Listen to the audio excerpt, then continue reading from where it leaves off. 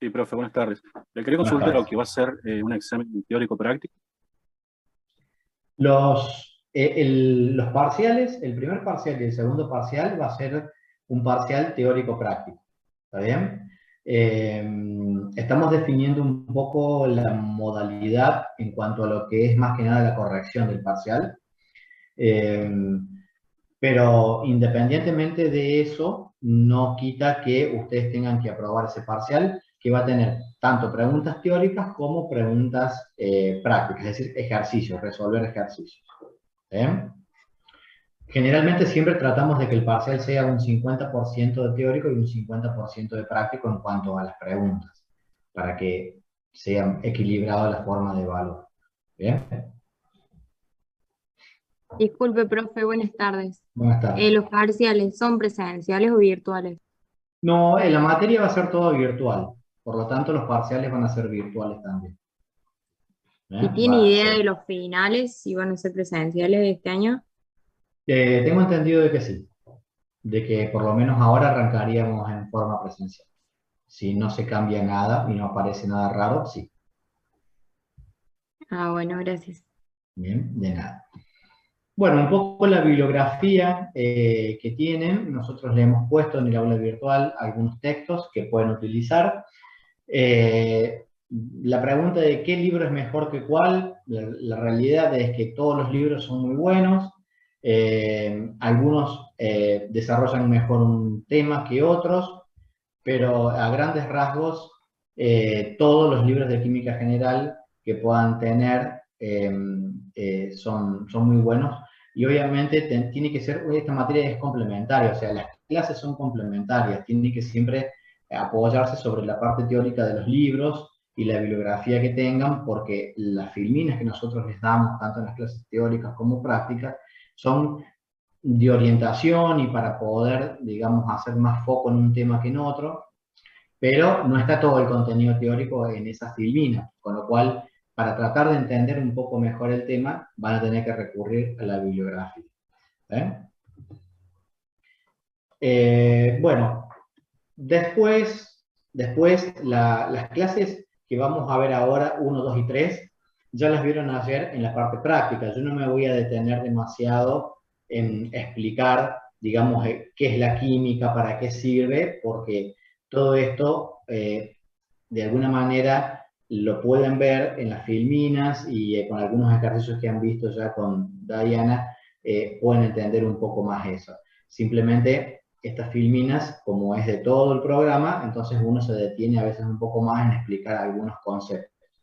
Cualquier duda, consulta, pregunta que quieran hacer, ustedes siempre me detienen y me preguntan, no hay ningún problema. ¿Está bien? Voy a tratar de avanzar un poco con las filminas estas y enfocarme en algunas cuestiones que sean más importantes para tratar de decir, ojo, presten atención a estas cuestiones. ¿Está bien?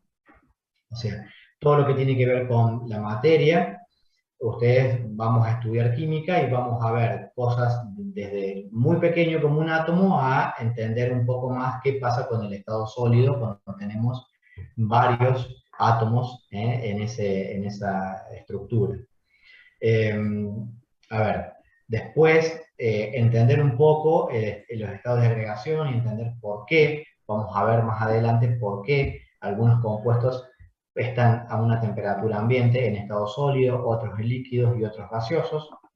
Tiene que ver mucho con la parte de enlaces y de fuerzas intermoleculares. Cada uno de estos estados tiene características particulares y cada compuesto estará en un estado determinado en función justamente a sus fuerzas intermoleculares, fundamentalmente.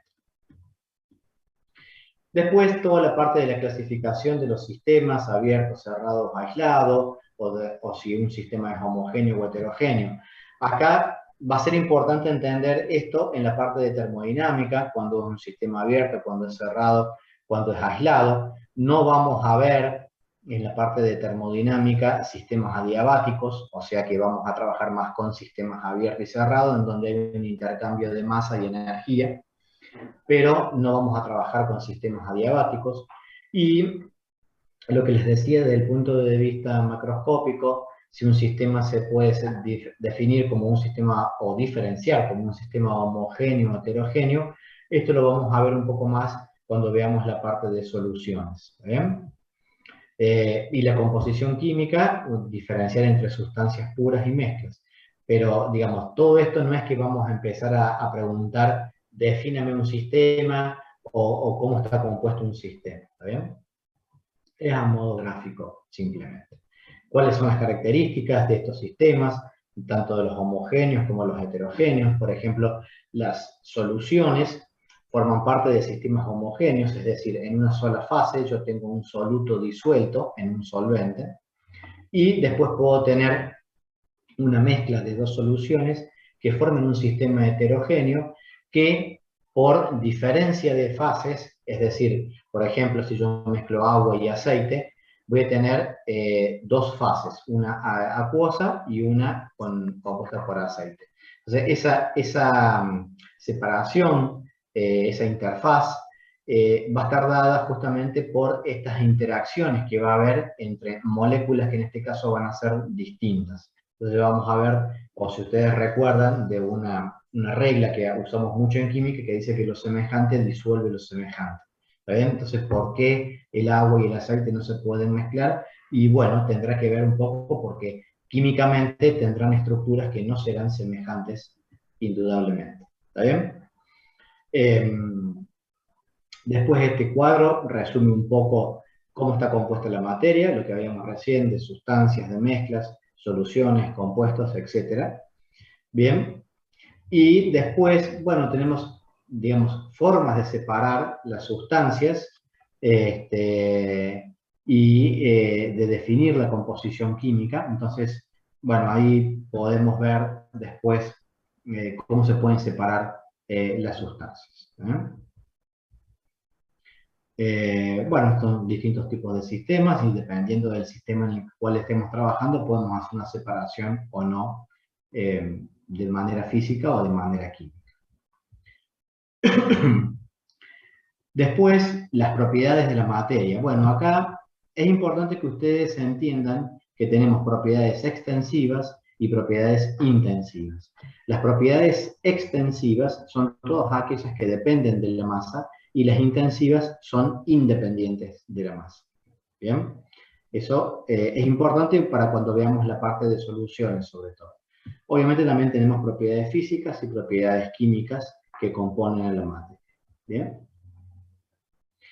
Después, el estudio de la materia lo podemos ver desde un campo macroscópico y un campo microscópico. O sea, por ejemplo, cuando veamos óxido-reducción, entender por qué un clavo se oxida tiene que ver con una reacción química, que es una reacción de óxido-reducción, que es una reacción particular, que se da en determinadas condiciones. Entonces, lo que nosotros vamos a estudiar a partir de fórmulas y de cálculos es lo que nosotros después podemos visualizar, como es, por ejemplo, el proceso de corrosión. Bien, para eso, de una manera natural, siempre nosotros utilizamos lo que es el método científico. O sea, observamos, representamos e interpretamos, y a partir de ahí generamos una hipótesis. Sea para lo que nosotros podemos utilizarlos en un montón de cosas de nuestra vida, al método científico, y lo hacemos sin darnos cuenta. Entonces, es importante también detenernos un poco en el análisis. Y bueno, después todo lo que es la parte de átomos y moléculas, esto ya deben haber hecho ejercicios ayer con el número atómico, con calcular el número de electrones, de protones y de neutrones.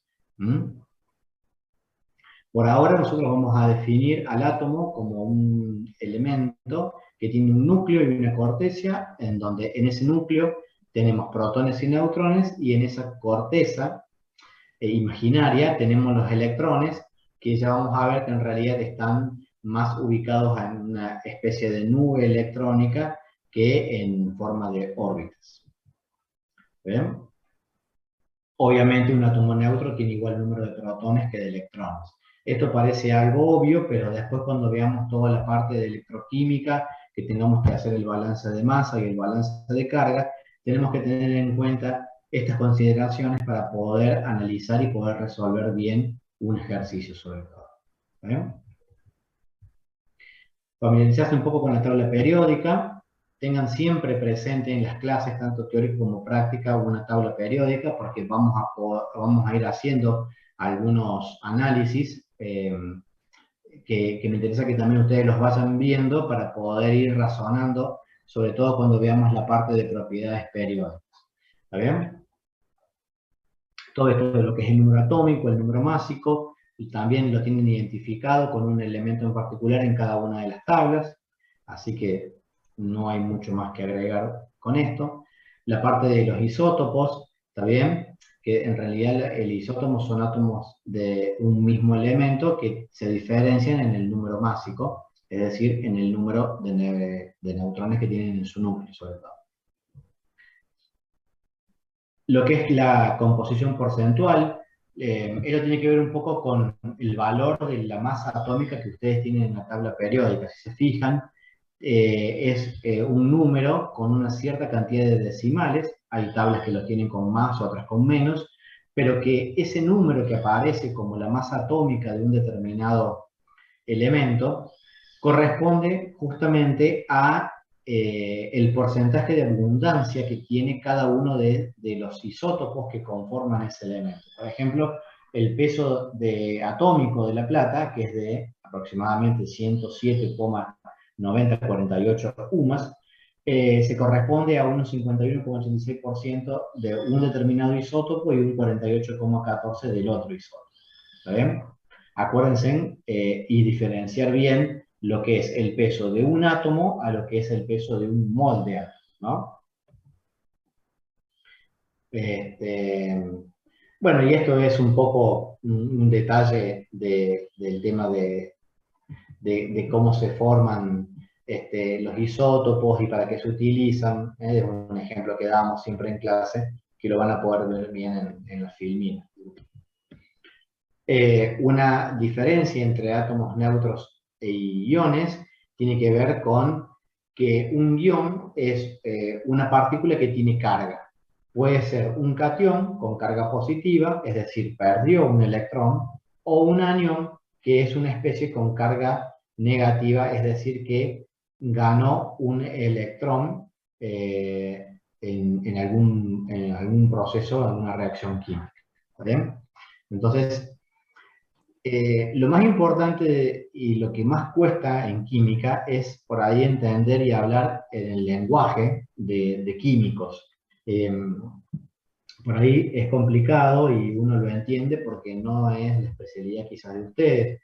Entonces se hace un poco difícil, pero hay ciertos conceptos que los van a tener que manejar en forma bastante estricta para que podamos entendernos y que cuando uno hace una pregunta la puedan responder de una manera correcta. ¿Sí?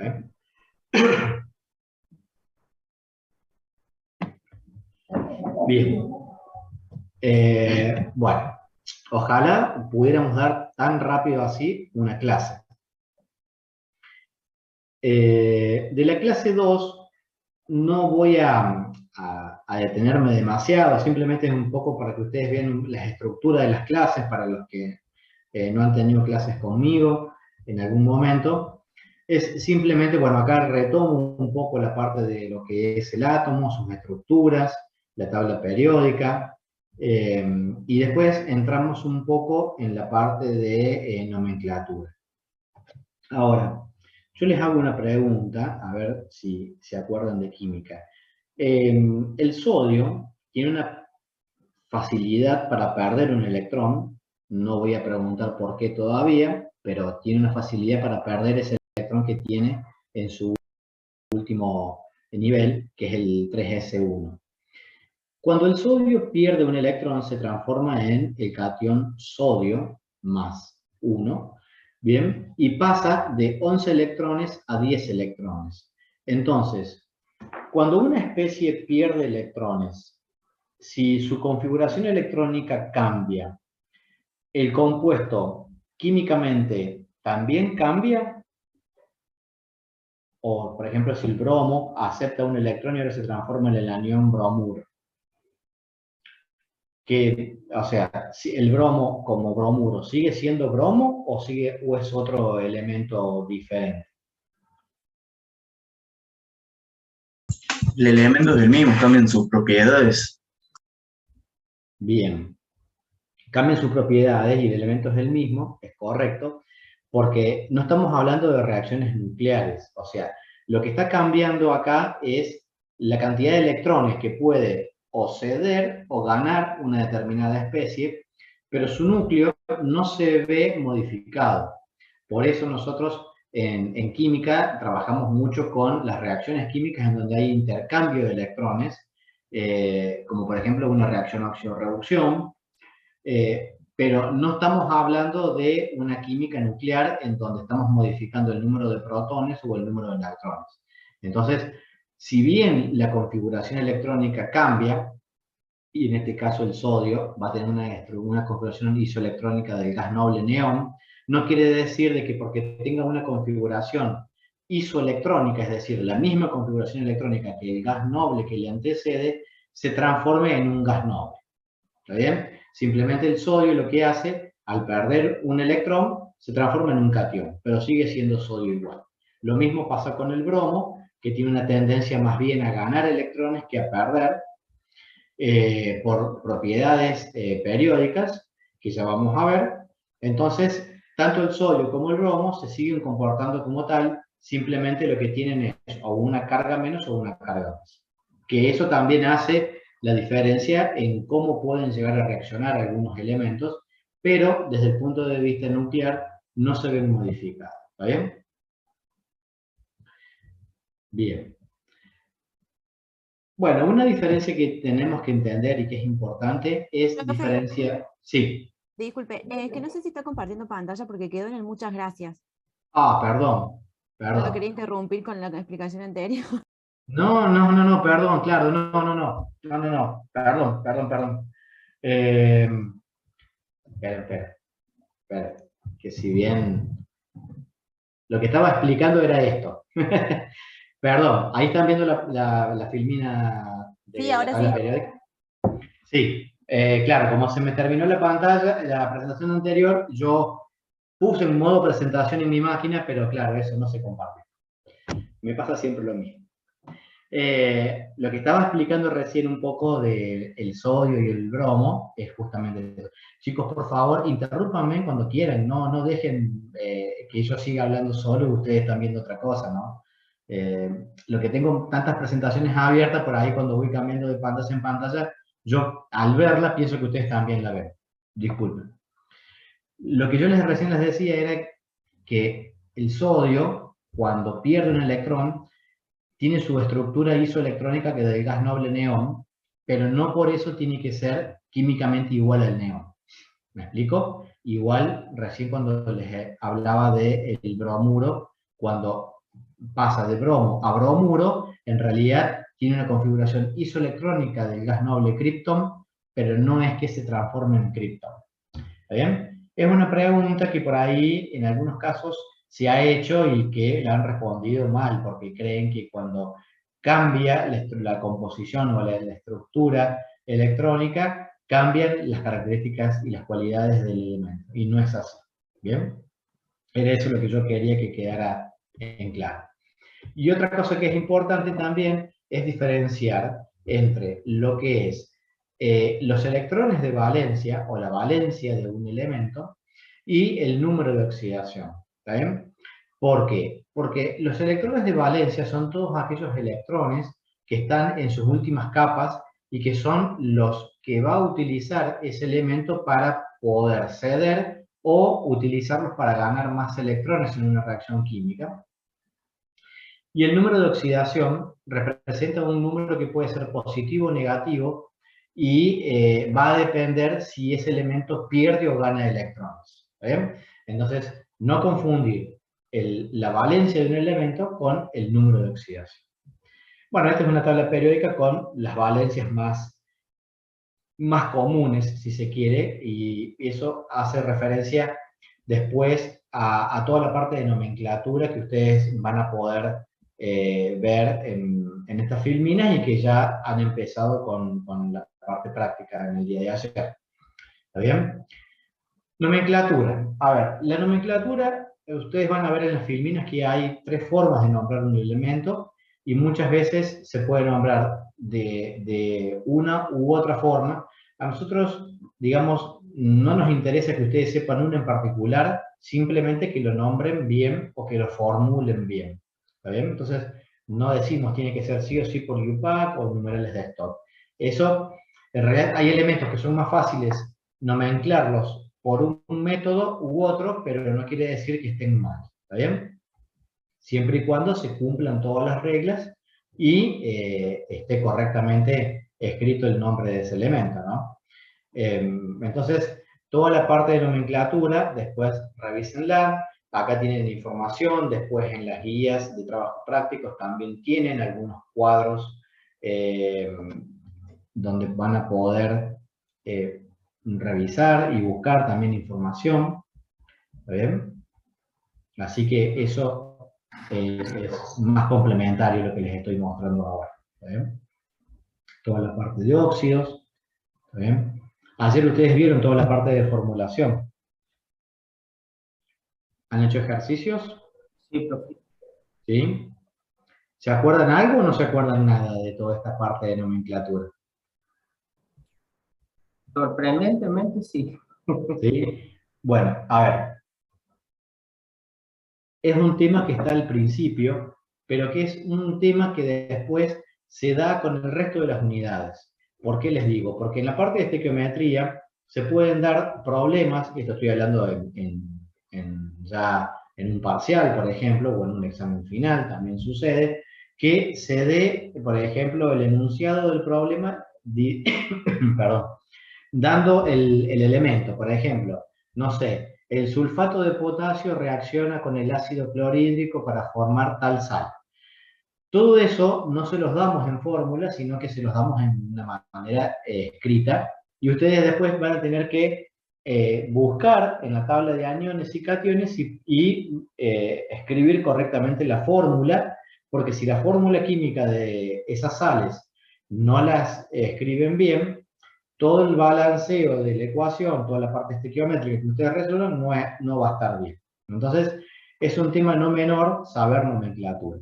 Obviamente tampoco nos vamos a ir a elementos o a compuestos tan complejos, pero, a ver, ácido sulfúrico, ácido nítrico y todos los derivados de las sales, todos los hidróxidos más comunes, como el de litio, el de potasio, el de sodio, el de calcio, el de magnesio, tienen que saber cuáles son las fórmulas químicas para poder escribirlos correctamente. ¿Ven? Así que bueno, acá ya tienen una serie de tablas y filminas para poder formular los compuestos que les vayan dando en la guía de trabajos prácticos. Bien.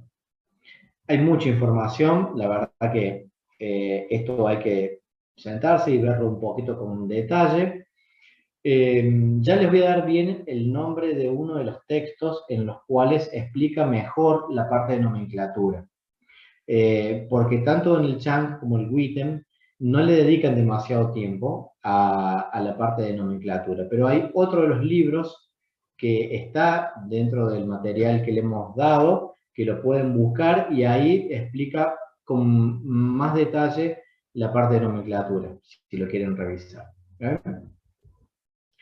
Bueno, y después todo lo que tenga que ver con los halógenos. A ver, el ácido hipocloroso, el cloroso, el clórico, el perclórico, así como los de bromo o los de yodo, son importantes que los vean. No nos vamos a enfocar tanto en la parte de los metales de transición, como lo que son el ácido crómico, el mangánico. Por ahí sí utilizaremos más el ácido permangánico, por una cuestión de que el permanganato de potasio, que es la sal que se forma al reaccionar el ácido con el hidróxido de potasio, es una sal que se utiliza mucho en soluciones para trabajar con unidades de concentración y también en electroquímica. Tener en cuenta el tema de las moléculas también, cuando el ácido se forma a partir de 1, 2 o 3 moléculas de agua, cómo se llaman. Y esto de la nomenclatura es bastante particular, porque cuando uno dice ácido fosfórico, comercialmente se entiende de que el ácido fosfórico es el ácido ortofosfórico, que es la fórmula que está acá. Por eso les digo que uno cuando habla en el lenguaje de los compuestos químicos, hay algunas cosas que a veces uno ya se sobreentienden. No vamos a pretender de que ustedes entiendan todas estas excepciones, porque es imposible y menos en un mes de aprenderlo. Pero sí que todos aquellos compuestos más comunes, como lo que recién les comentaba, traten de repasarlos, de buscarlos, sobre todo los que tienen en las tablas de aniones y cationes, que son siempre los más comunes que pueden llegar a salir en un parcial. ¿Está bien? ¿Qué más? Bueno, acá hay un gráfico de cómo formar una sal, una reacción entre un ácido y un hidróxido, y acuérdense siempre de los subíndices y de las cargas eléctricas que tiene tanto el anión en el ácido como la cantidad de oxidrilos que tiene el hidróxido para formar la sal. ¿Está bien?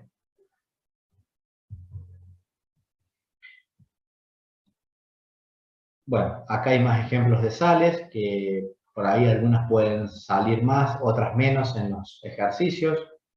Las sales ácidas de los hidrácidos, ¿está bien? Sales ácidas de oxoácidos.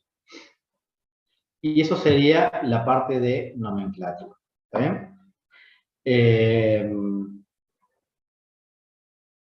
Bien, con respecto a la parte de estequiometría, que ustedes también ya la han visto ayer,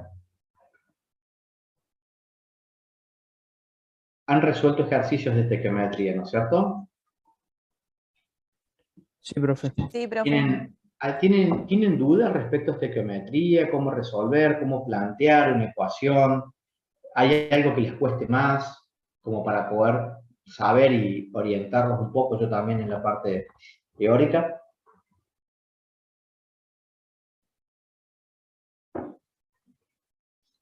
O pueden resolverlos bien en los ejercicios.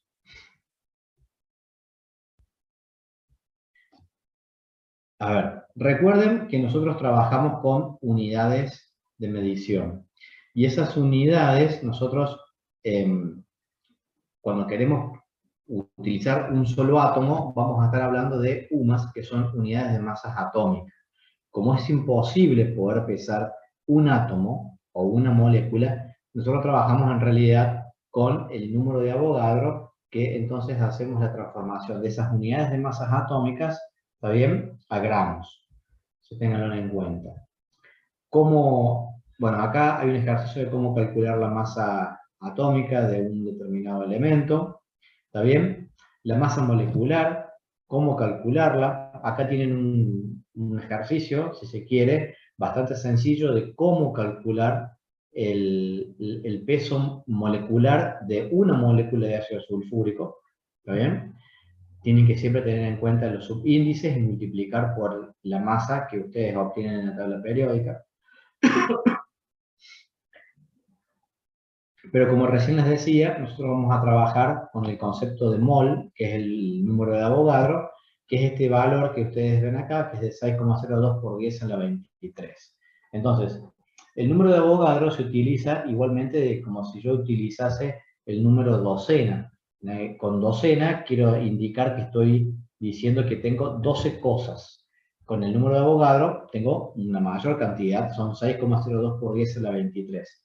Pero ese número va a estar asociado en función de lo que nosotros estemos utilizando. Si estamos hablando de átomos de cobre, entonces un mol de átomos de cobre va a tener 6,02 por 10 a la 23 átomos de cobre. Cuando hablamos de un mol de moléculas de agua, entonces vamos a hablar de 6,02 por 10 a la 23 moléculas de agua. Pero, por ejemplo, ¿cuántos átomos de hidrógeno yo tengo en un mol de agua? ¿Qué me pueden decir ustedes? Regla de tres simple. ¿Y cuál sería la regla de tres simple?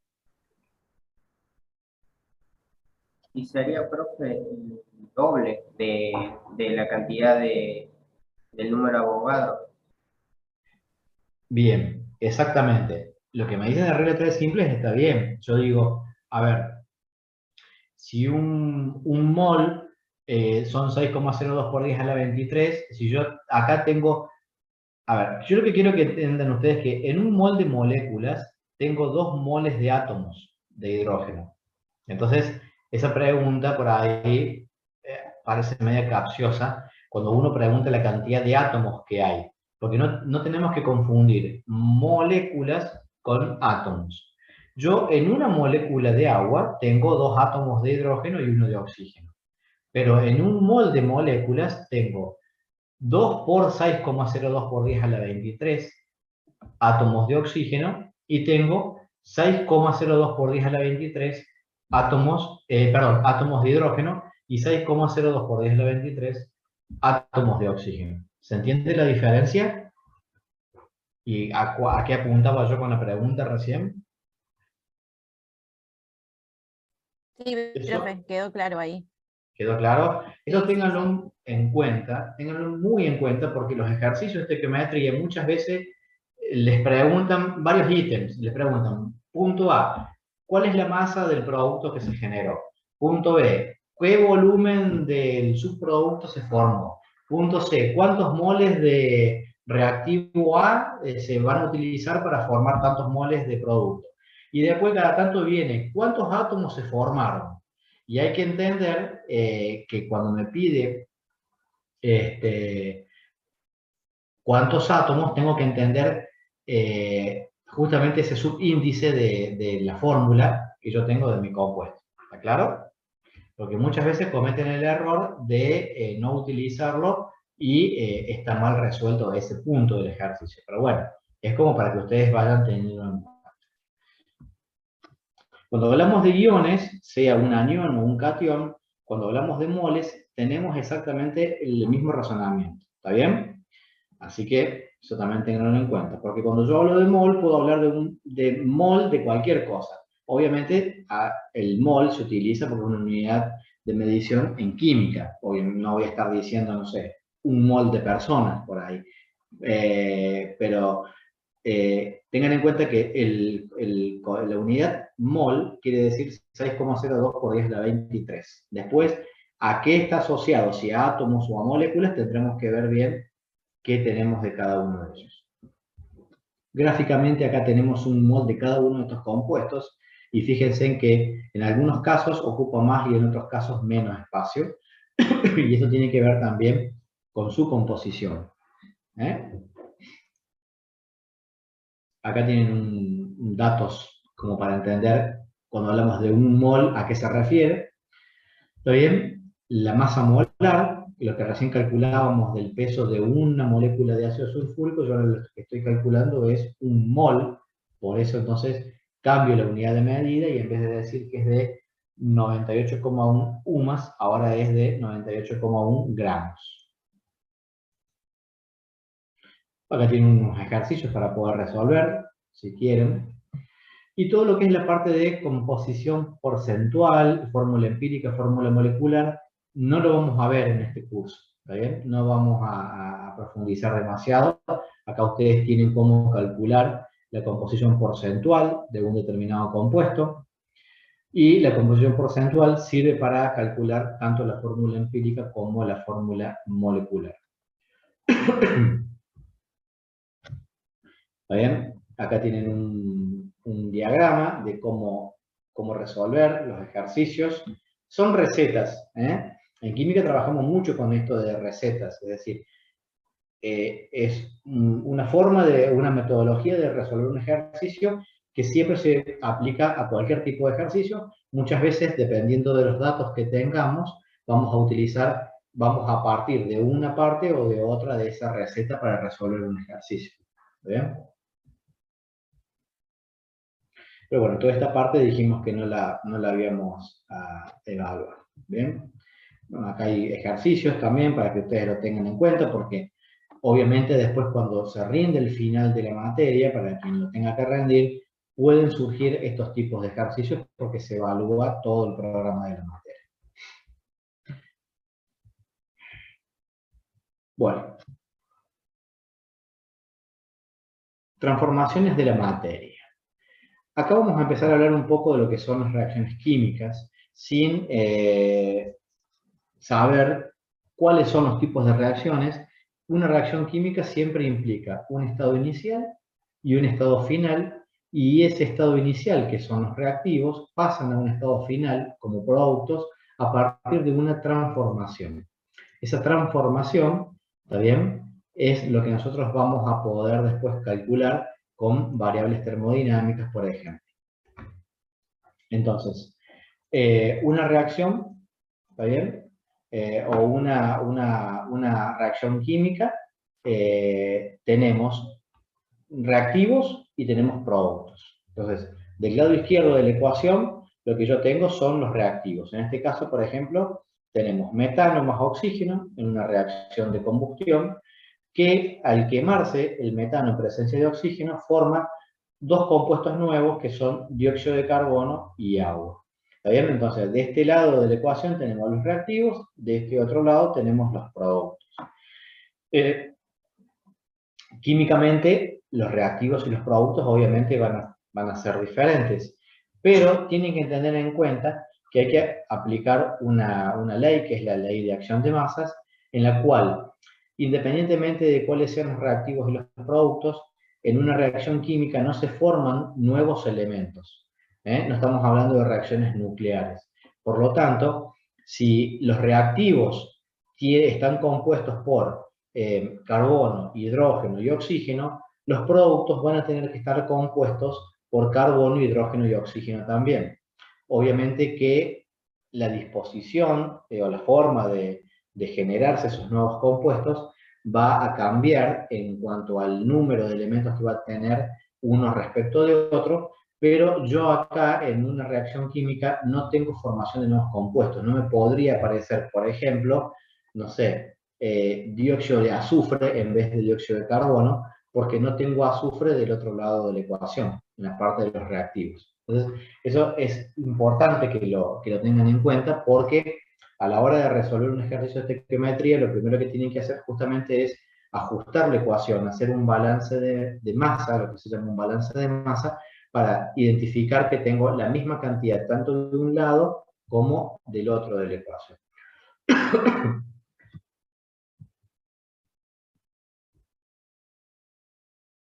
Entonces, lo que yo les decía recién tiene que ver un poco con esto. O sea, cuando yo acá tengo, digamos, de una manera teórica, escrita una reacción química, y cuáles son los reactivos, cuáles son los productos, estas flechas que pueden ser en una sola dirección o pueden ser bidireccional, dependiendo del tipo de reacción, lo que me indica es que están reaccionando, está dando un determinado producto. ¿Bien? Hay distintos tipos de reacciones y en distintas condiciones. Por ejemplo, bueno, este símbolo significa que yo estoy calentando la piedra caliza, que es el carbonato de calcio, para transformar esa piedra caliza en óxido de calcio y dióxido de carbono. O puedo tener una reacción de neutralización entre una base y un ácido para formar una sal más agua. En todos esos casos estamos hablando de reacciones, pero en ninguno de ellos se forman nuevos elementos o distintos a los que yo tenía en los reactivos. Entonces, lo que es importante siempre cuando yo tengo una ecuación, y que generalmente se las sabemos dar desbalanceadas justamente para que lo equilibren, es verificar la estequiometría de esa ecuación. Si yo acá tengo, fíjense, yo tengo nitrógeno más hidrógeno, que me forma un compuesto que se llama amoníaco. Si yo veo, tengo dos nitrógenos acá y tengo uno acá, lo cual hay algo raro, porque yo necesito tener la misma cantidad tanto del lado de los reactivos como de los productos. Igual sucede con el hidrógeno. Entonces, ¿qué voy a utilizar yo? Voy a utilizar coeficientes estequiométricos y voy a utilizar un proceso que se llama por tanteo, en el cual voy a ir colocando coeficientes hasta balancear mi ecuación. ¿Está bien? Entonces, una vez que yo balanceo la ecuación, recién ahí puedo empezar a trabajar con el problema. ¿Está bien? Bueno, los tipos de reacciones químicas, lo que yo recién le decía, hay de varias formas y pueden clasificarse como reacciones de síntesis, de descomposición, de desplazamiento o sustitución o de doble desplazamiento. También podemos clasificarlas bien según el mecanismo, si son reacciones ácido-base, si son reacciones de precipitación, de óxido-reducción o de combustión. A ver, de a poco vamos a ir introduciendo todos estos mecanismos de reacción y no nos vamos a ir dando cuenta, porque cuando hablemos, por ejemplo, de soluciones, vamos a hablar de reacciones ácido-base generalmente, o cuando hablamos de nomenclatura, hablamos en reacciones de neutralización, cuando reacciona un ácido con una base para formar una sal, estamos hablando de reacciones de neutralización. ¿Cuándo vamos a hablar de reacciones de precipitación? Cuando hablemos en la parte de equilibrio químico, cuando veamos lo que es la constante del producto de solubilidad. Entonces ahí vamos a utilizar un valor de una constante que se denomina KPS, en la cual yo puedo, o voy a estar trabajando en realidad con reacciones de precipitación. Reacciones de óxido-reducción las vamos a ver al final, con todo lo que son reacciones redox. Bueno, y la reacción de combustión es un tipo particular de una reacción óxido-reducción. ¿Está bien? Denme un segundo que voy a cerrar la ventana porque el sol me está justo dando...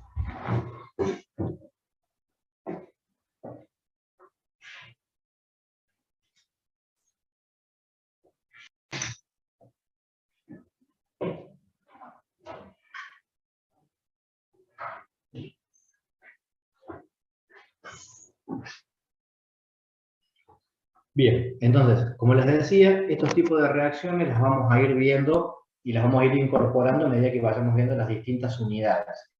Con lo cual, ustedes no van a tener que saberse todos los mecanismos de reacciones tal cual se van dando, bien, como están en estas filminas. Eso es para que no se asusten cuando vean toda esta información, porque en realidad es más bien complementaria.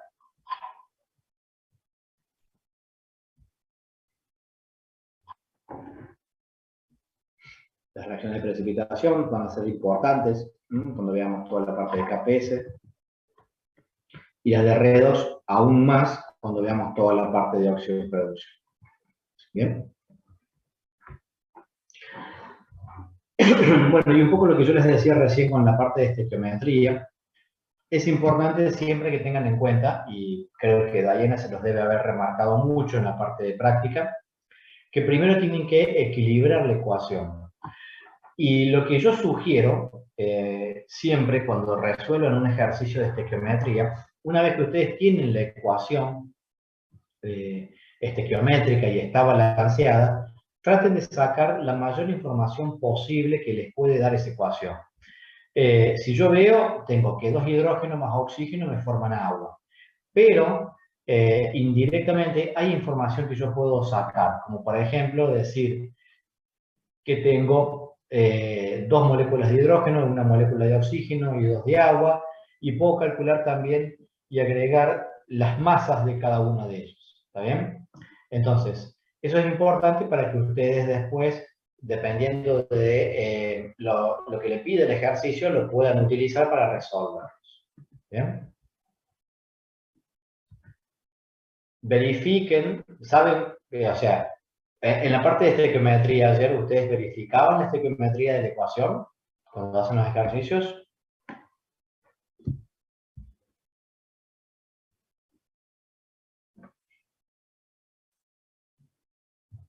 ¿No? ¿Alguien más? ¿A qué se refiere con verificar? Fíjense, yo acá tengo metano más oxígeno que forma dióxido de carbono y agua. Voy a equilibrar la ecuación pensando primero en la cantidad de carbono que tengo de un lado y del otro de la ecuación.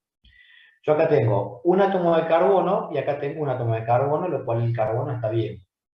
Tengo 4 átomos de hidrógeno y acá al agregarle un 2 a la molécula de agua, 2 por 2, 4, tengo 4 átomos de hidrógeno. Tengo después en la parte de los reactivos 2 por 2, 4 átomos de oxígeno Y si yo veo en los productos, tengo este 2 que multiplica este oxígeno, tengo 2 átomos de oxígeno, más estos 2 que están acá son 4. Entonces, ahí teóricamente la ecuación estaría bien equilibrada. ¿Cómo la verifico? Con este balance de masa que yo les decía recién. Sumo la masa que me da el metano. Como tengo un mol de metano, son 16 gramos. Como yo acá tengo 2 moles de oxígeno y cada mol de oxígeno son 32 gramos, entonces me da que los 2 moles son 64 gramos. Entonces, la sumatoria de masa de reactivos entre metano y oxígeno es de 80 gramos. ¿Me explico? Es decir, del lado izquierdo de mi ecuación tengo 80 gramos entre los dos reactivos. Tengo que tener la misma masa del lado derecho, es decir, de los productos. A eso yo le llamo verificar la estequiometría. Entonces, yo me fijo acá, tengo un mol de dióxido de carbono que pesa 44 gramos y tengo 2 moles de agua que cada un mol pesa 18 gramos por 2, 36. Si sumo 44 más 36 me da 80 gramos. Entonces, si yo sumo la cantidad de masa de productos y la cantidad de masas de reactivo, me tiene que dar, y el resto me debería dar 0. Es decir, tengo que tener la misma masa de un lado que del otro. ¿Me explico? Sí, profe, se entendió. No así la cantidad de moles. Por esta casualidad, justo coincide que tengo tanto un mol de cada uno. Tengo 3 moles del lado de los reactivos y tengo 3 moles del lado de los productos. Pero los números de moles no se equilibran la cantidad de masa. ¿Se entiende? Sí, profe. Bien, eso es para que cuando resuelvan ejercicios de estequiometría, primero verifiquen esta condición, porque si está mal balanceada la ecuación, porque ustedes la balancearon mal, ¿no? O no se dieron cuenta y el ejercicio daba la ecuación, pero no estaba balanceada y empezaron a hacer todos los cálculos, todo el ejercicio está mal. ¿Está bien? Eso quiero que lo entiendan, porque muchas veces nos ha pasado que resolvían el ejercicio y nos preguntaban ¿por qué me fue mal en tal ejercicio? Lo veíamos y veíamos con el alumno que el ejercicio estaba bien resuelto, pero estaba mal balanceado, o no habían verificado que estaba mal balanceada la ecuación. Con lo cual, por más que hayan planteado todo perfecto y hayan hecho todo bien, en realidad el resultado está mal. Entonces, tengan en cuenta ese dato para poder resolver bien los ejercicios. Bueno, otro factor o otra variable que tenemos que tener en cuenta es cuando hablamos del volumen molar, porque en estequiometría a veces las reacciones químicas también generan gases. Por ejemplo, la combinación de un ácido con un metal, como ácido sulfúrico más zinc, generalmente libera una determinada cantidad de hidrógeno que es liberado a partir de la molécula de ácido sulfúrico. Entonces, ese volumen de gas que se genera, nosotros lo vamos a trabajar en condiciones normales de presión y temperatura, que es a 1 atmósfera y a 0 grados centígrados, o lo que es lo mismo, 273 Kelvin. Entonces, en esas condiciones, cualquier gas, independientemente del elemento o el compuesto que fuera, su volumen equivale a 22,4 litros. Siempre y cuando el gas sea considerado un gas ideal, que es en las condiciones en las que vamos a estar siempre trabajando nosotros. No, vamos a ver en la parte de gases la ecuación de Van der Waals, las condiciones de no idealidad, pero no vamos a resolver ejercicios con gases reales porque la ecuación es mucho más compleja y no tiene sentido en esta materia de aplicarlo de esa forma.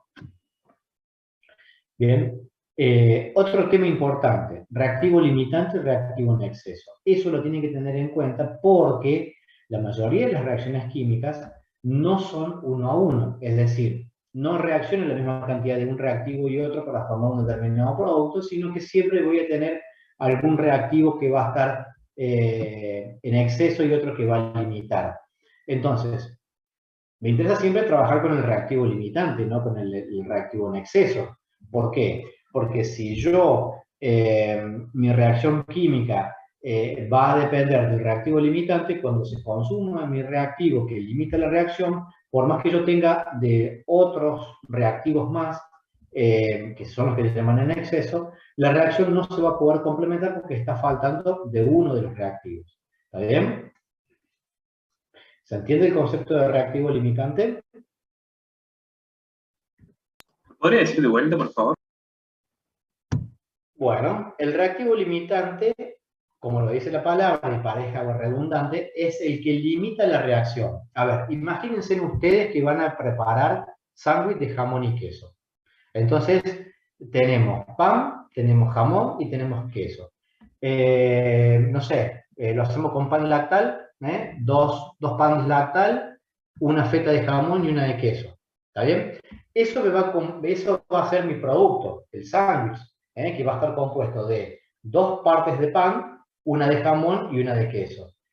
Si yo fui y compré una determinada cantidad de fiambre y de queso, voy a ir armando sándwich y a medida que tenga mis reactivos, que son el pan lactal, el fiambre y el queso.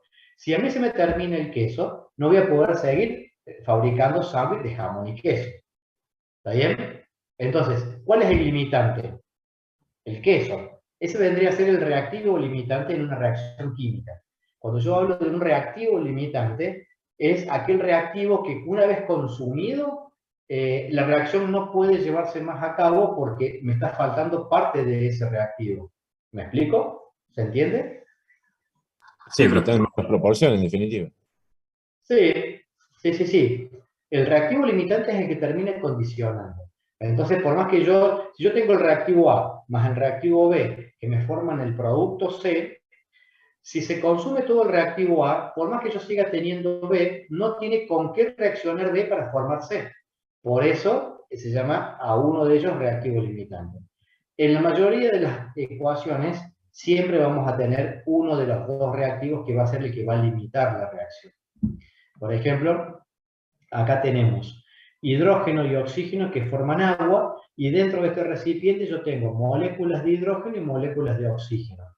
Entonces, si yo digo, bueno, el oxígeno son estas moléculas de color rojo y el hidrógeno estas de color gris, cuando yo una 2 moléculas de hidrógeno y una de oxígeno y empiece a armar mis moléculas de agua, voy a ver que me quedaron, en realidad, 2 moléculas de oxígeno que no reaccionaron. Entonces, ¿quién sería el limitante en este caso?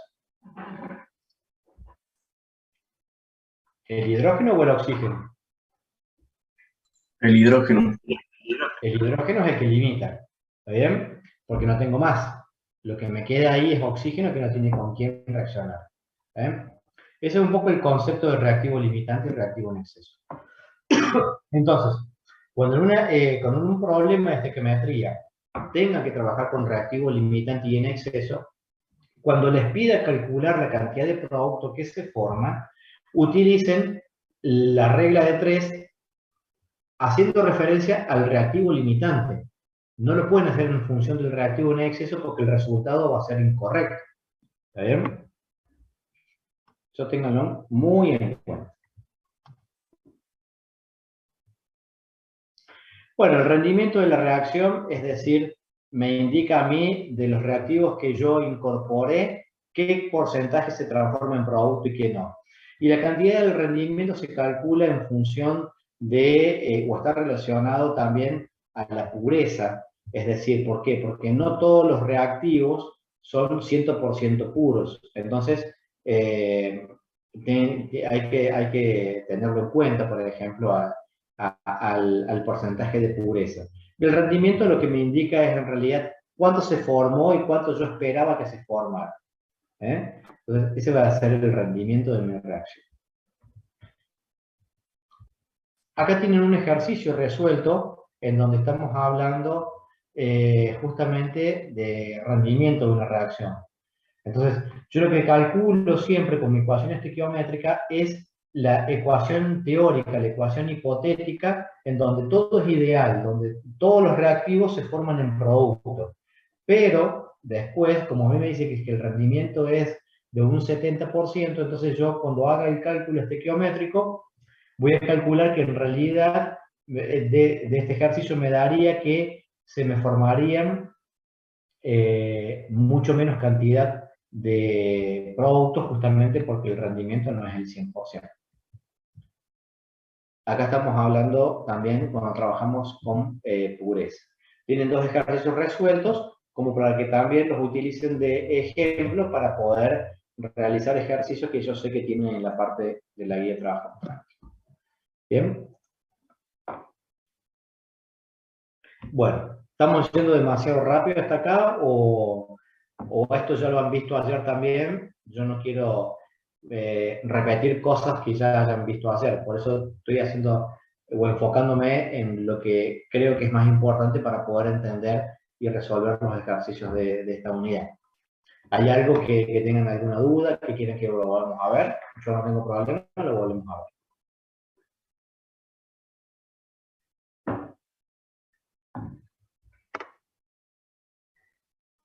Si no, Por mi parte, no. bueno.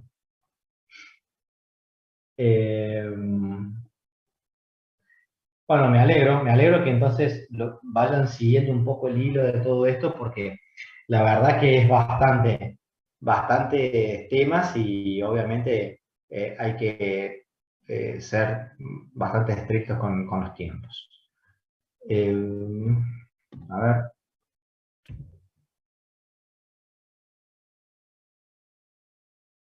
Quiero ver nomás una cosa porque hay una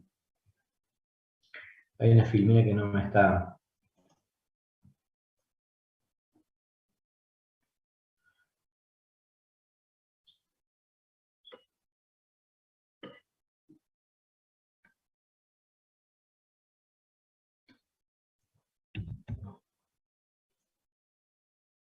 Bueno. Bueno, entonces la clase 2 la vimos, la clase 3 la vimos, la clase 1 la vimos.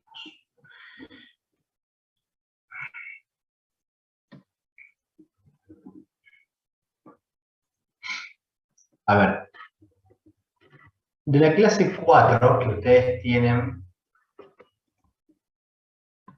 es una clase que hace referencia un poco más a cuestiones de historia y de cómo se fueron dando los distintos modelos atómicos. De acá no hay mucha información para sacar, así que les voy a comentar un poco a grandes rasgos, digamos, qué es lo más importante de toda esta clase de filminas que ustedes tienen. Simplemente, bueno, estas 2 leyes, la ley de composición definida y la ley de acción de masas o de conservación de masa, son 2 leyes que se van a aplicar siempre, sobre todo en la parte de estequiometría. Recién lo que yo les comentaba de una reacción química, la masa de reactivos que tengo general, global entre los dos, tiene que ser igual a la masa de productos. Eso lo hago con el balanceo de la ecuación estequiométrica. Y lo que habla de la ley de composición definida es que dice que todos los compuestos tienen un determinado porcentaje de cada uno de los elementos y que, a ver, son independientes de donde se los encuentra. Es decir, el agua tiene 2 átomos de hidrógeno por 1 átomo de oxígeno en cualquier lado, y el sulfuro de hierro tiene 1 átomo de azufre por cada 1 de hierro en donde yo lo analice. Entonces, la ley de composición definida me dice de que cada compuesto tiene un aporte en un determinado porcentaje de cada uno de los elementos que lo conforman. Simplemente eso. También es para calcular qué porcentaje tengo yo de azufre y de hierro en una molécula de sulfuro de hierro. Nada más. Después, bueno, a ver, esto de las leyes fundamentales de la química, Dalton formuló algunas leyes, que son estas 4 que están acá, y lo que yo coloco en rojo en realidad son, digamos, las que serían las respuestas incorrectas a sus modelos, a sus enunciados. Y lo que está en verde, en realidad, es lo que todavía se sigue cumpliendo. Eso es un poco lo que está ahí, como para que lo entiendan de qué se trata. Después, bueno, hubo distintos experimentos que permitieron formular y descubrir las distintas partículas subatómicas de un átomo, como el electrón, como el protón, como el neutrón. Eso nosotros no lo vamos a ver ahora, así que no le hagan tanto foco a esta parte. ¿Está bien? Todo lo que es los rayos catódicos son propiedades que es para entender de que en realidad son partículas con carga que se mueven a grandes velocidades. Este experimento lo que permitió es descubrir el electrón, por ejemplo. Acá la carga del electrón, que todo esto después es importante para aplicarlo en realidad en la parte de, por ejemplo, reacciones de oxio-reducción, cuando veamos todo lo que es electrólisis. El descubrimiento del protón, a qué se debió, cómo fue, en realidad fue algo casual. Y de los modelos atómicos, saber cuáles son los modelos, los distintos modelos. Nosotros nos vamos a centrar en el modelo actual, ¿está bien? Que es el modelo probabilístico. Pero hay otros modelos que se fueron formulando que uno no pregunta generalmente a qué se refiere con el modelo de Thomson, pero sí tienen que entenderlo, porque por ahí las preguntas pueden ser: ¿cuál de los siguientes modelos es el modelo actual? Si es el modelo de Thomson, si es el modelo de Rutherford, si es el modelo de Bohr, o si es el modelo mecánico cuántico. Entonces, saber simplemente que el modelo atómico de Thomson, lo que decía era que el átomo era una gran carga positiva que tenía como pegado en forma aleatoria electrones, así como por eso se le llama budín de pasas, porque era algo muy parecido a lo que era un budín de pasas.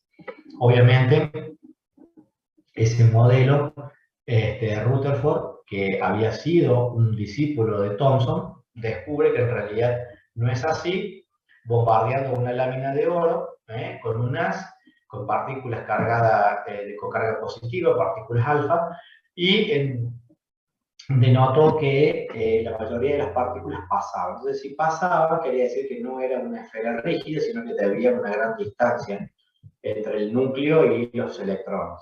Entonces, de ahí surgió el modelo de Rutherford, que era un modelo más bien planetario, o sea, teníamos órbitas en las cuales circulaban los electrones y un núcleo cargado positivamente. Todavía no se conocía los neutrones, por eso no podíamos hablar de isótopos. Después, bueno, el modelo planetario empezó a tener algunas inconsistencias que no se podían explicar, por ejemplo, los espectros de emisión, o se decía que si una carga giraba, tenía que girar en un sentido helicoidal hasta que tendría que autodestruirse, cosa que eso no sucede. Por eso entonces este modelo quedó un poco obsoleto.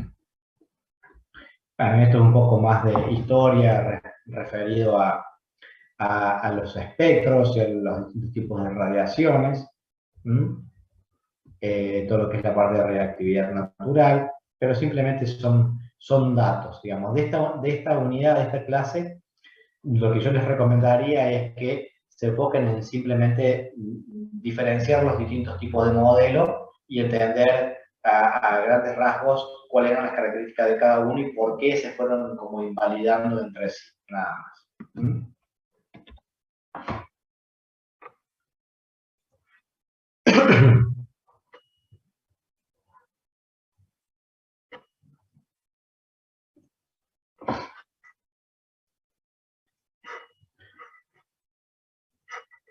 Bueno, y de esta parte nos vamos a enfocar en la parte del modelo actual, más que nada.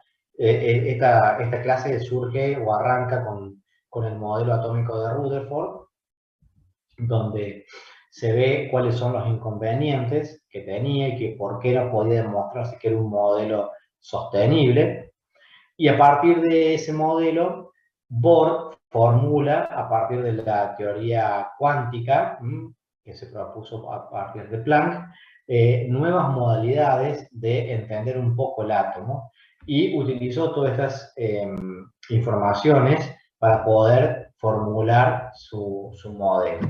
De la parte de radiación o del espectro electromagnético, lo que tenemos que entender, y ustedes tienen que sí conocer porque van a hacer ejercicios en la guía, es cómo está compuesta una onda, ¿está bien? Cuáles son sus características, la longitud, la frecuencia, la amplitud y la velocidad, porque va a haber ejercicios después en la guía en donde van a tener que aplicar estos conceptos. Entender que una onda de menor longitud tiene mayor frecuencia y que energéticamente es mucho mayor a una de longitud mayor. ¿De dónde surge esto? Surge justamente del espectro electromagnético.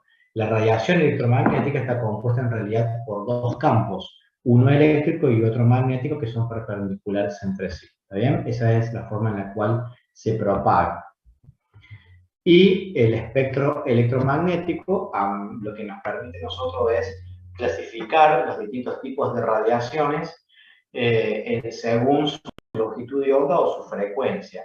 A menor longitud de onda, mayor frecuencia, por lo tanto, es energéticamente mucho más fuerte una determinada onda que otra que tenga una longitud mucho mayor. De ahí se diferencian los tipos de radiaciones en radiaciones no ionizantes y radiaciones ionizantes, que son, digamos, las más dañinas que nos pueden llegar a afectar, como son la UV, rayos X y rayos gamma.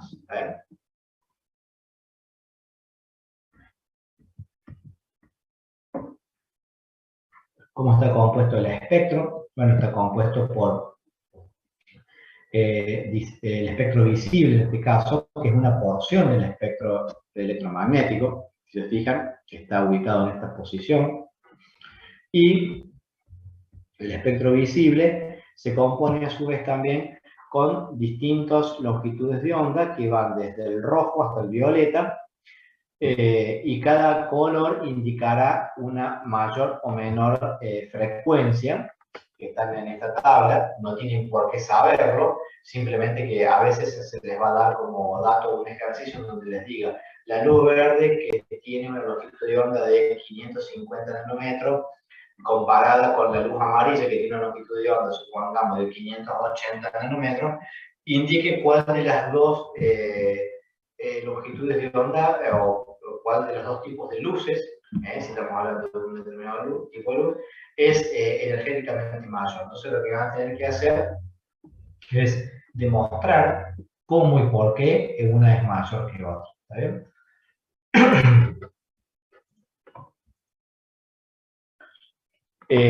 Bueno, todo lo que tenga que ver con el espectro, esto ya lo vamos a pasar porque en realidad de acá vamos a tomar para todo lo que es el modelo probabilístico que es el que tenemos actualmente en uso. Esta ecuación, que es la ecuación de energía, en donde la energía es igual a H, que es una constante llamada constante de Planck, por la frecuencia, en donde yo puedo decir que la frecuencia es igual a la velocidad de la luz sobre la longitud de onda. Entonces ahí es en donde yo voy a decir que a mayor longitud de onda, como está en el denominador, va a ser menor la energía.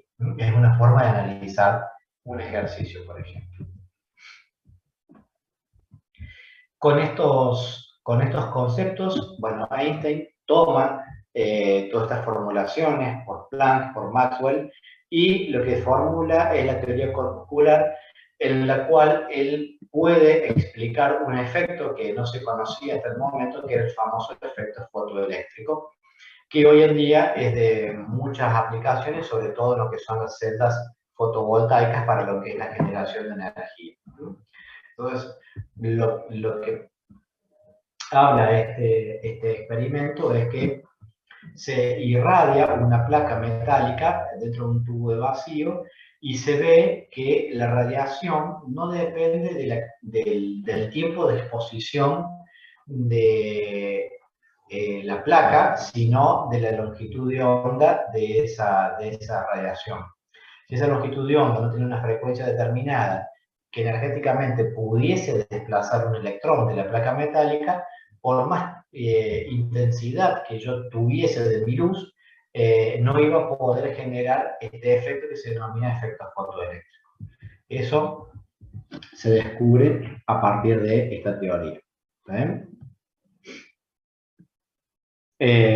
Y esa frecuencia, o sea, yo voy a poder desprender un fotón si la energía con la cual yo lo bombardeo es mayor a la energía con la cual está enlazado ese fotón dentro de su estructura, y si aún es mayor, puedo incorporarle también características de una energía cinética.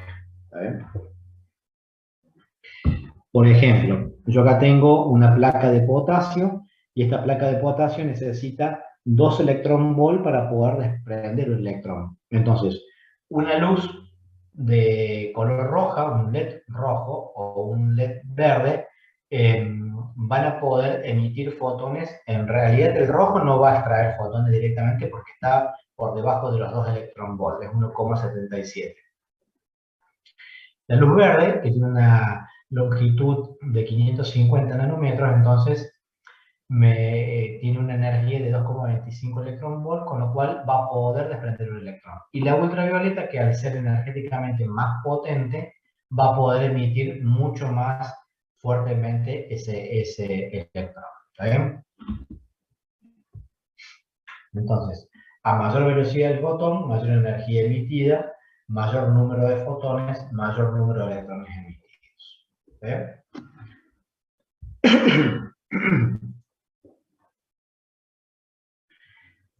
Bien.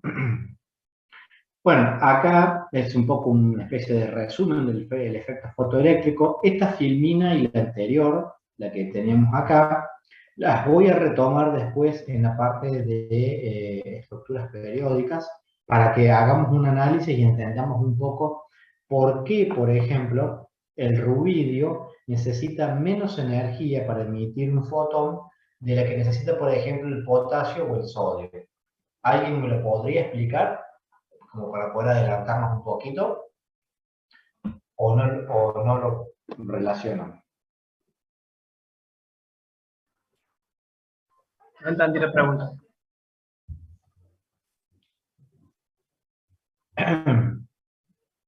¿Qué opinan ustedes? ¿Por qué el rubidio puede emitir un fotón con 2 electronvolts aproximadamente, y para el sodio necesito 2,30 electronvolts? ¿Por una propiedad de la tabla periódica? ¿Cuál?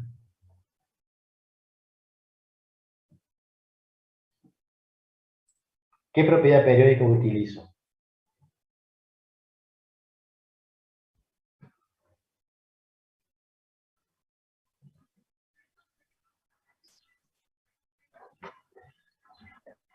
¿No se acuerdan?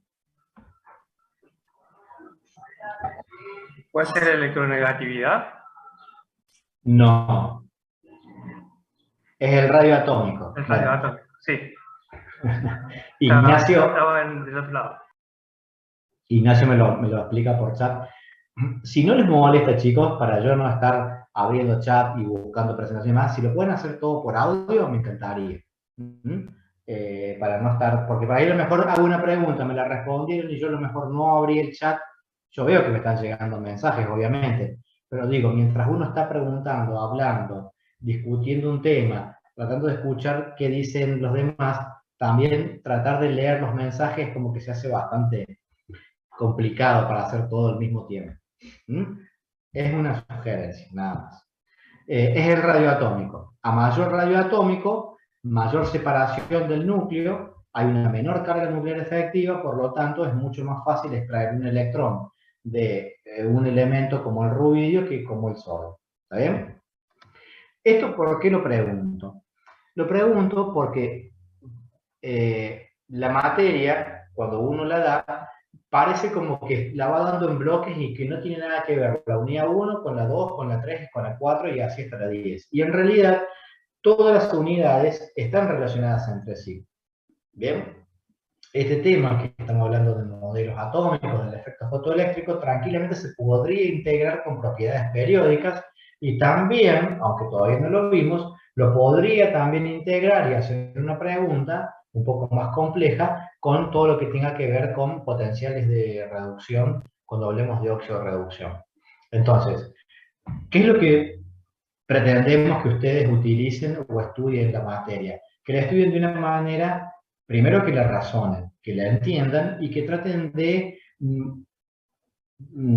buscarle, digamos, la relación entre unidades para que les sea mucho más fácil a ustedes entender. Es una sugerencia, para que sea más fácil y lo puedan entender. Bien, bueno, el modelo de Rutherford, como no podía explicar los espectros de emisión, que el espectro de emisión vendría a ser como una especie de código de barra, digamos, o de huella digital de un elemento. Cada elemento tiene su espectro característico. Esos espectros de emisión, que pueden ser de emisión o de absorción, los podemos ver, por ejemplo, en lo que son el alumbrado público. Bueno, hoy en día ya son más LED, no son las lámparas de sodio que antiguamente se utilizaban, pero ese color rojo o naranja que se veía en las lámparas de las luminarias de la Vía Blanca, digamos, de la calle, tenía que ver justamente porque el sodio, cuando se calienta, emite una longitud de onda en el espectro visible que se ve de ese color. Entonces, es simplemente por eso. Bueno, cada elemento tiene sus colores característicos y su espectro de emisión característico.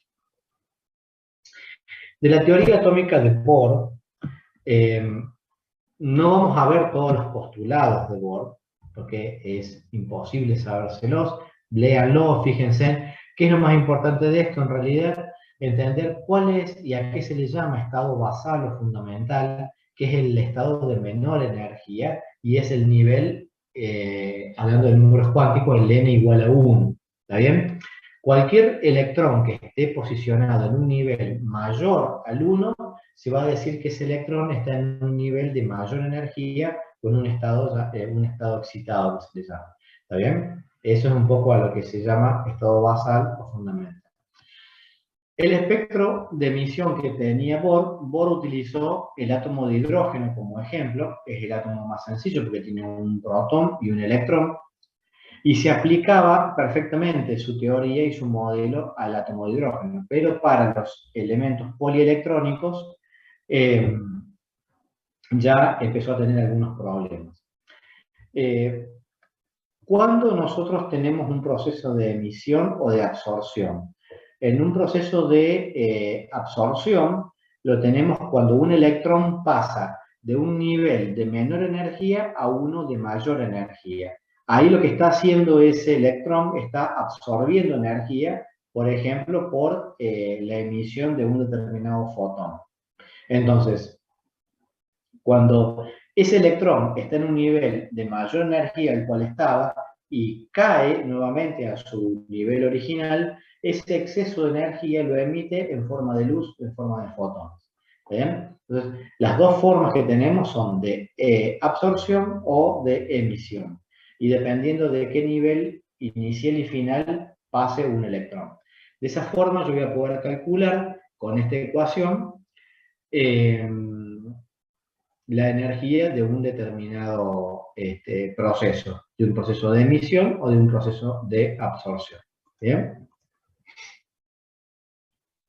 Obviamente también ahí van a aparecer limitaciones y a partir de esas limitaciones de la teoría atómica de Bohr, sobre todo que no podía explicar los espectros de emisión de los elementos polielectrónicos, entonces se empezó a ver que los electrones no estaban en órbitas, sino que más bien están en orbitales. ¿Bien?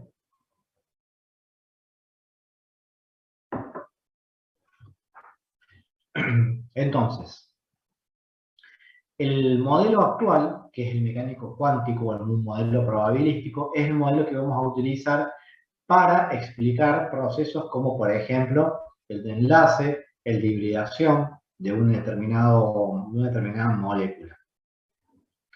Para eso utiliza, digamos, varias teorías y varios conceptos, como por ejemplo la teoría cuántica de Planck, el modelo atómico de Bohr, la teoría o el postulado de Broglie, donde habla de la dualidad onda-partícula, es decir, que una partícula se puede transformar o puede trabajar como una onda también, el principio de incertidumbre, y una ecuación que es muy complicada, que no la vamos a utilizar, que es la ecuación de Schrödinger, ¿vale?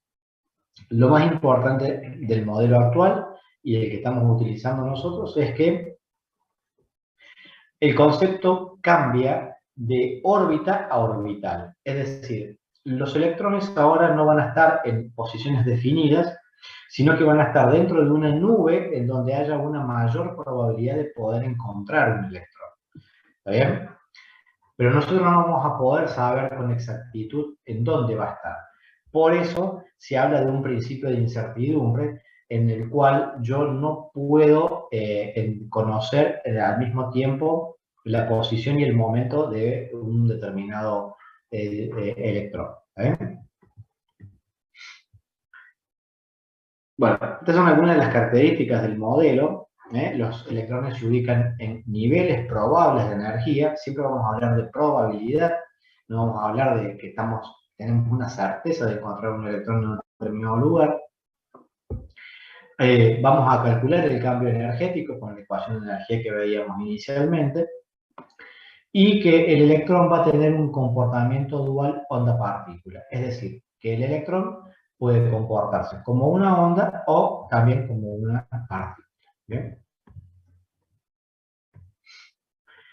Vamos a trabajar también con un principio y una regla que son muy importantes cuando hablemos de configuración electrónica, el principio de exclusión de Pauli, en donde lo que dice este principio de exclusión, que es importante y lo tienen que saber, es que en un átomo no pueden coexistir dos electrones con sus 4 números cuánticos iguales.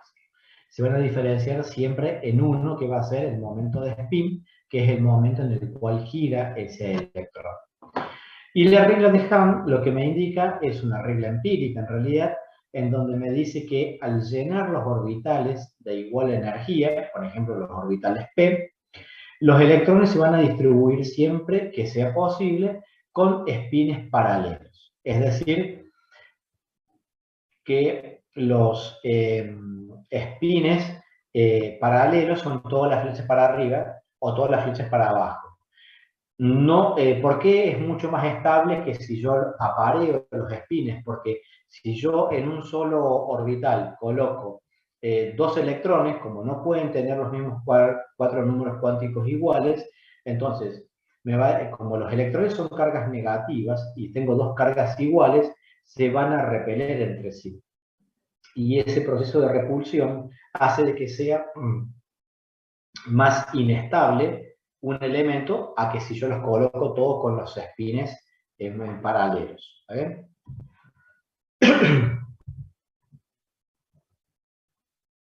Bien. Bueno, las características de los orbitales. Los orbitales surgen de la resolución de ecuaciones que están relacionadas a la mecánica cuántica, no los vamos a ver, pero los números cuánticos son 4. Tenemos el número cuántico principal, el número cuántico secundario, el magnético y el de spin. Bien, entonces el número cuántico principal me indica en qué nivel de energía está posicionado un determinado electrón. El nivel cuántico secundario lo que me indica es si existe o no un subnivel. ¿Por qué? Porque si los electrones están en un nivel S, entonces el número cuántico secundario va a ser igual a 0. Y el número cuántico magnético me indica la orientación espacial de ese orbital. El número secundario también lo que me indica además es la forma en la que puede adquirir un determinado orbital. Y obviamente el número de spin es el giro, que puede ser horario o antihorario. ¿Sí? Ahora, nosotros vamos a trabajar fundamentalmente con orbitales S y orbitales P. No vamos a trabajar con los orbitales D y con los F, porque cuando veamos la parte de enlace y de hibridación, la hibridación de orbitales es F y D es bastante más compleja. Entonces vamos a trabajar solamente con los orbitales S y con los P. Bien, bueno, acá hay un ejercicio que probablemente hagan mañana ustedes, un ejercicio en la parte práctica de lo que son números cuánticos, así que no me voy a detener demasiado. Acá hay un resumen, digamos, de cuáles son los números cuánticos y cuáles son los orbitales y qué valores adquieren. Bien.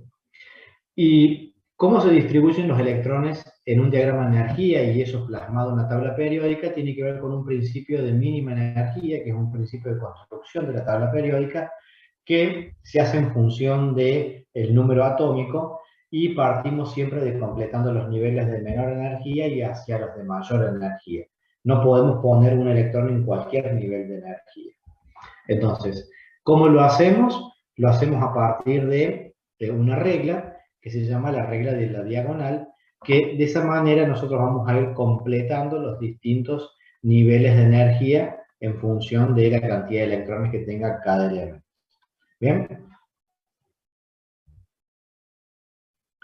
Bueno, acá hay una diferencia entre lo que es el átomo de hidrógeno, que tiene todos sus niveles de energía iguales, pero que en realidad los átomos polielectrónicos tienen un desfasaje de energía, es decir, que en el nivel 4 yo tengo 4s, 4p y 4d, y ninguno de ellos tiene la misma cantidad de energía.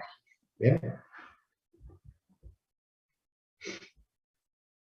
Después, bueno, hablábamos un poco de especies isoelectrónicas, que lo veíamos ahí en una de las primeras filminas, que tiene que ver con que son especies que tienen la misma configuración electrónica, pero que por no tener la misma configuración electrónica van a ser químicamente iguales. ¿Está bien? Recuerden eso. Acá, por ejemplo, tienen cationes, que son todos isoelectrónicos, o aniones, que son isoelectrónicos, pero cada uno de ellos tiene sus particularidades. Puede haber moléculas isoelectrónicas también. Bueno, y esto que está acá en la filmina es simplemente, como este era un tema bastante abstracto, y inicialmente yo estoy en la cátedra de química para electrónica, entonces explicábamos un poco el funcionamiento de un equipo que es un espectrofotómetro, que se utiliza para poder calcular la concentración de un determinado compuesto, una solución. Lo hace a partir de la radiación electromagnética, utiliza ecuaciones y leyes como la ley de Beer. Y bueno, en función de eso yo hago una curva de calibración y puedo calcular, digamos, cómo está compuesto esa concentración de ese compuesto. ¿Bien? Es un poco eso, nada más. Bueno, vimos 5 clases hasta ahora. Quedarían ver 1 o 2 clases más todavía. Pero me parece que podríamos hacer un recreo, así vamos haciendo un poco más a menos, ya que vamos a estar más o menos hasta las 10 de la noche aproximadamente.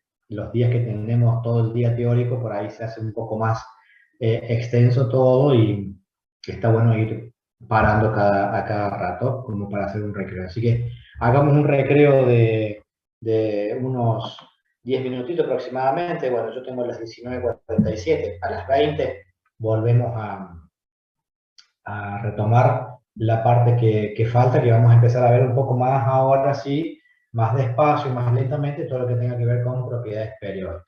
¿Está bien? Yo no voy a cerrar, no cierro nada, yo simplemente desactivo el micrófono y la cámara y hasta las 8 no nos vemos. Perfecto. Ya nos vemos a las 8. Listo.